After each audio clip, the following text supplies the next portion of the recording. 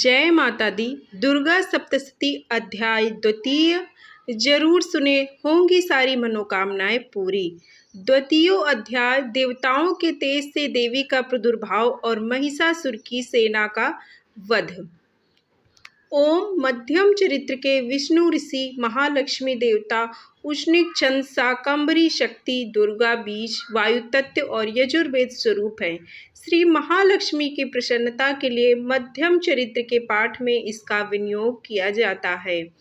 मैं कमल के आसन पर बैठी हुई प्रसन्न मुख वाली महिषासुर मर्दिनी भगवती महालक्ष्मी का भजन करती हूँ, जो अपने हाथों में अक्षमाला, फरसा, गदा, बाण, वज्र, पद्म, धनुष, कुंडिका, दंड, शक्ति, खड्ग, ढाल, शंख, खट्टा, मधुपात्र, शूल, पास और चक्र धारण करती हैं। ऋषि जी कहते हैं, पूर्व काल में देवताओं और असुरों में पूरे 100 वर्षों तक घोर संग्राम हुआ था। उसमें असुरों का स्वामी महासुर था और देवताओं के नायक इंद्र थे। उस युद्ध में देवताओं की सेना महाबली असुरों से परास्त हो गई। संपूर्ण देवताओं को जीतकर महिषासुर इंद्र बन बैठा। तब पराजित देवता प्रजापति ब्रह्मा जी को आगे करके उस स्थान पर गए जहां भगवान शंकर और विष्णु विराजमान थे। देवताओं ने महिषासुर के पराक्रम तथा अपनी पराजय का यथावत वृत्तांत उन दोनों देवेश्वरों से विस्तार पूर्वक कह सुनाया। वे बोले, भगवान, महिषासुर सूर्य, इंद्र, अग्नि, वायु, चंद्रमा, यम, वरुण तथा अन्य देवताओं के भी अधिकार को छीनकर स्वयं ही सबका अधिष्ठाता बना बैठा है। उस दुरात्मा महिष ने समस्त देवताओं को स्वर्ग से निकाल दिया है। अब वे मनुष्यों की भांति पृथ्वी पर विचरते हैं। दैत्यों की यह सारी करतूत हमने आप लोगों से कह सुनाई। अब आप की शरण में आए हैं, उसके वध का कोई उपाय सोचिए। इस प्रकार देवताओं के वचन सुनकर भगवान विष्णु और शिव ने दैत्यों पर बड़ा क्रोध किया। उनकी भौहें तन गई और मुंह टेढ़ा हो गया। तब अत्यंत कोप में भरे हुए चक्रपाणी श्री विष्णु के मुख से एक महान तेज प्रकट हुआ। इसी प्रकार ब्रह्मा, शंकर तथा इंद्र आदि अन्याय देवताओं के शरीर से भी बड़ा भारी तेज निकला। वह सब मिलकर एक हो गया। महान तेज का वह पुंज जाजुल्यमान पर्वत सा जान पड़ा। देवताओं ने देखा, वहां उसकी ज्वालाएं संपूर्ण दिशाओं में व्याप्त हो रही थी। संपूर्ण देवताओं के शरीर से प्रकट हुए उस तेज की तुलना कहीं नहीं थी। एकत्रित होने पर वह एक नारी के रूप में परिणत हो गया और अपने प्रकाश से तीनों लोकों में व्याप्त जान पड़ा। भगवान शंकर का जो तेज था, उससे उस देवी का मुख प्रकट हुआ। यमराज के तेज से उसके सिर में बाल निकल आए। श्री विष्णु भगवान के तेज से उसकी भुजाएं उत्पन्न हुई। चंद्रमा के तेज से दोनों स्तनों का और इंद्र के तेज से मध्य भाग का प्रादुर्भाव हुआ। वरुण के तेज से जंघा और पिंडली तथा पृथ्वी के तेज से नितंब भाग प्रकट हुआ। ब्रह्मा के तेज से दोनों चरुण और सूर्य के तेज से उसकी अंगुलियां हुई। वसुओं के तेज से हाथों की अंगुलियां और कुबेर के तेज से नासिका प्रकट हुई। उस देवी के दांत प्रजापति के तेज से और तीनों नेत्र अग्नि के तेज से प्रकट हुए थे।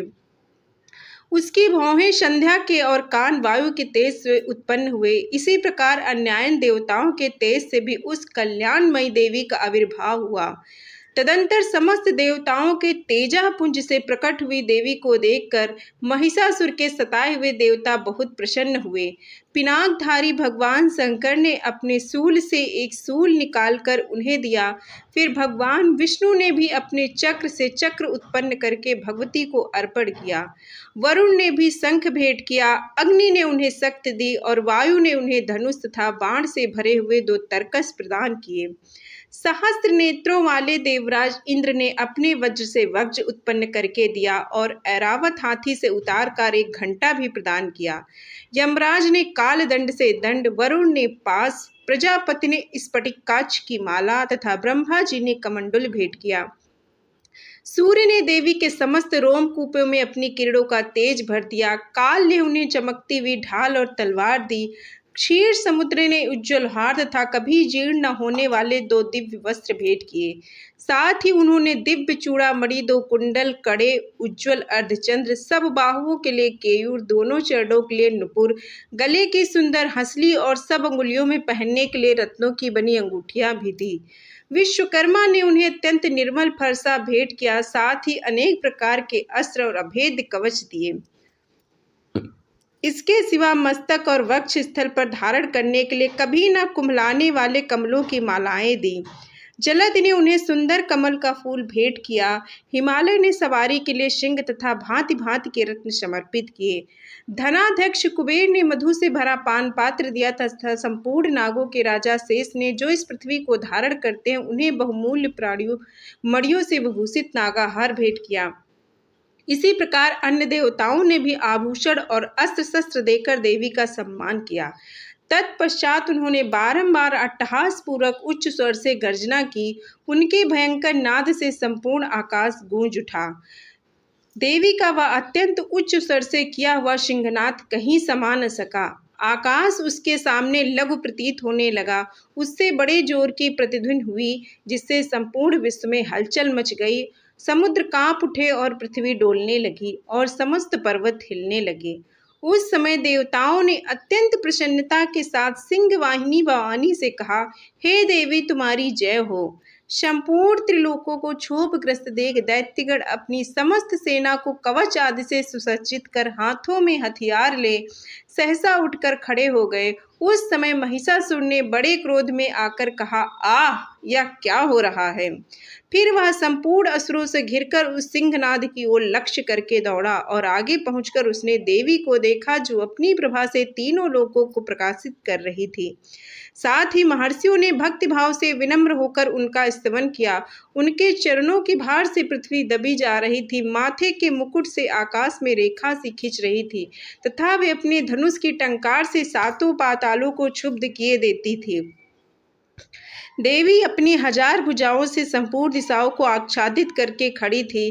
तदंतर उनके साथ दैत्यों का युद्ध छिड़ गया। नाना प्रकार के अस्त्र शस्त्रों से प्रहार से संपूर्ण दिशाएं उद्भासित होने लगी। चिक्षुर नामक एक महान असुर महिषासुर का सेना नायक था। वह देवी के साथ युद्ध करने लगा। अन्य दैत्यों की चतुरंगड़ी सेना 7000 चामर भी लड़ने लगा। 60,000 रथियों के साथ आकर उदग्र नामक महादैत्य ने लोहा लिया। 1 करोड़ रथियों को साथ लेकर महाहनु नामक दैत्य युद्ध करने लगा। जिसके रोए तलवार के समान तीखे थे, वह असिलोमा नामक महादैत्य 5 करोड़ रथी सैनिकों सहित युद्ध में आ डटा। 60 लाख रथियों से घिरा हुआ वाशकाल नामक दैत्य भी उस युद्ध भूमि में लड़ने लगा। परिवारित नामक राक्षस हाथी सवार और घुड़सवारों के अनेक दलों तथा 1 करोड़ रथियों की सेना लेकर युद्ध करने लगा। बिडाल नामक दैत्य 5 अरब रथियों से घिरकर लोहा लेने लगा। इनके अतिरिक्त और भी हजारों महादैत्य रथ, हाथी और घोड़ों की सेना साथ लेकर वहां देवी के साथ युद्ध करने लगे।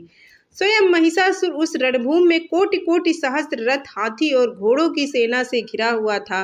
वे दैत्य देवी के साथ तोमर, भिंदपाल, शक्ति, मूषल, खड्ग, परुष और पट्टिस आदि अस्त्र शस्त्रों का प्रहार करते हुए युद्ध कर रहे थे।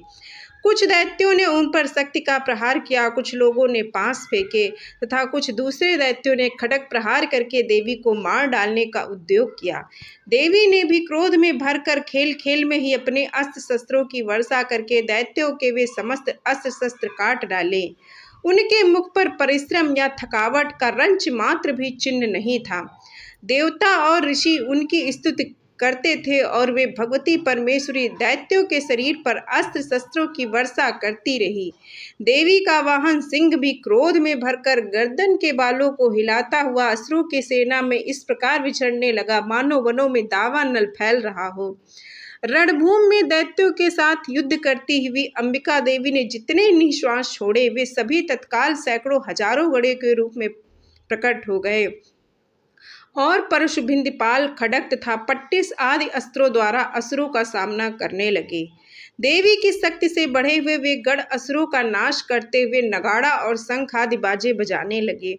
उस संग्राम महोत्सव में कितने ही गण मृदंग बजा रहे थे। तदंतर देवी ने त्रिशूल से, गदा से, शक्ति की वर्षा से और खड्ग आदि से सैकड़ों महादैत्यों का संहार कर डाला।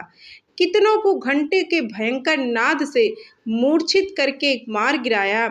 बहुत दैत्यों को बांस से बांधकर धरती पर घसीटा। कितने ही दैत्य उनकी तीखी तलवार की मार से दो दो टुकड़े हो गए और कितने ही गदा की चोट से घायल हो धरती पर सो गए। कितने ही मूसल की मार से अत्यंत आहत होकर रक्त वमन करने लगे। कुछ दैत्य शूल से छाती फट जाने के कारण पृथ्वी पर ढेर हो गए। उस रणांगन में बाणों समूहों की वृष्टि से कितने ही असुरों की कमर टूट गई। बाज की तरह झपटने वाले देव पीड़क दैत्यगण अपनी प्राणों से हाथ धोने लगे। किन्हीं की बाहें छिन्न भिन्न हो गई, कितनों की गर्दनें कट गई, कितने ही दैत्यों के मस्तक कट कट कर गिरने लगे।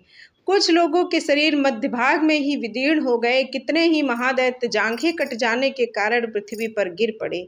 कितनों को ही देवी ने एक बाह, एक पैर और एक नेत्र करके दो टुकड़ों में चीर डाला। कितने ही दैत्य मस्तक कट जाने पर भी गिरकर फिर उठ जाते और केवल धड़के ही रूप में अच्छे अच्छे हथियार ले हाथ में ले वे देवी के साथ युद्ध करने लगते थे। दूसरे कबंध युद्ध के बाजों की लय पर नाचते थे। कितने ही बिना सर धड़ हाथों में शक्ति और सृष्टि लिए दौड़ते थे तथा दूसरे महादैत्य ठहरो ठहरो यह कहते हुए देवी को युद्ध के लिए ललकारते थे। जहां पर घोर संग्राम हुआ था वहां की धरती देवी के गिराए हुए रथ, हाथी, घोड़े और असुरों की लाशों से ऐसे पट गई, वहां चलना फिरना असंभव हो गया था। दैत्यों की सेना में हाथी, घोड़े और असुरों के शरीर से इतनी अधिक मात्रा में रक्तपात हुआ कि थोड़ी ही देर में वहां खून की बड़ी बड़ी नदियां बहने लगी। जगदम्बा ने असुरों की विशाल सेना को क्षण भर में नष्ट कर दिया, ठीक उसी तरह जैसे तृण और काठ के भारी ढेर को आग कुछ ही क्षणों में भस्म कर देती है। और वह सिंह भी गर्दन के बालों को हिला हिलाकर जोर जोर से गर्जना करता हुआ दैत्यों के शरीर से मानो उनके प्राण चुन लेता था। वहां देवी के गणों ने भी उन महादैत्यों के साथ ऐसा युद्ध किया जिससे आकाश में खड़े हुए देवतागण उन पर बहुत संतुष्ट हुए और फूल बरसाने लगे। इस प्रकार श्री मार्कंडेय पुराण में सर्वाधिक मनवंतर की कथा के अंतर्गत देवी महात्म्य द्वितीय अध्याय ओम तत्सत। दुर्गा सप्तशती के पाठ अगर ना पढ़ पाए तो उन्हें जरूर सुने। दुर्गा सप्तशती के पाठ को पढ़ने और सुनने से आपको पूरे व्रत पूजा पाठ का फल सिर्फ पढ़ने और सुनने से ही मिल जाता है। उम्मीद है वीडियो पसंद आएगी तो लाइक सब्सक्राइब कीजिएगा। मिलते हैं नेक्स्ट वीडियो में। जय माता दी, जय श्री राम।